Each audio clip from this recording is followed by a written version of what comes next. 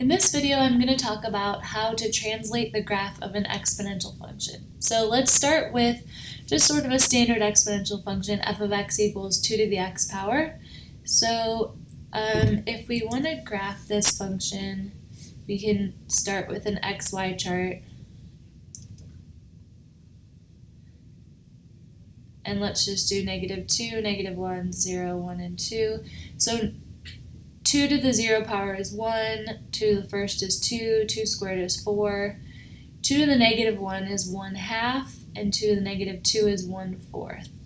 So we have this, and this, and this, and this, and 2, 4. Okay, so it looks basically like this, and then it goes down toward the asymptote, like that.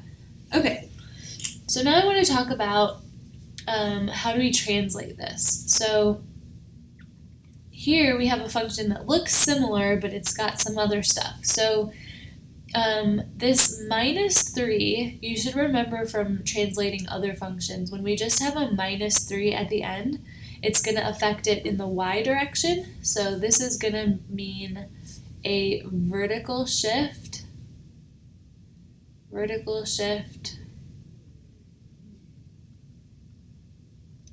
down 3.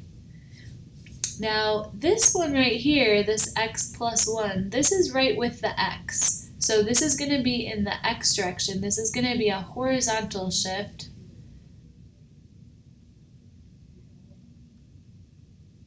And that's going to be the opposite of what we would think it would be, so it's going to be to the left one. Okay, so when we go to graph this function, it's going to be the same as this function we have here, only left 1 and down 3. So from here we go left 1 and down 3. Also, our asymptote is going to be down 3 as well. So where our asymptote was 0 here, it's going to be -3. So 1, 2, 3. So our asymptote's going to be here.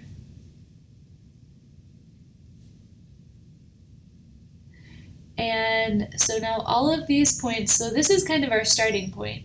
And here we had 1, 2. So we're going to go to the left 1 and down 3. So that's going to be 0, -1. And then here we had 2, 4. So we're going to go to the left 1 and down 3. So it's going to be 1. Right there. And then here we had a 1/2. So that's going to be right here. And a 1/4 is going to be right here.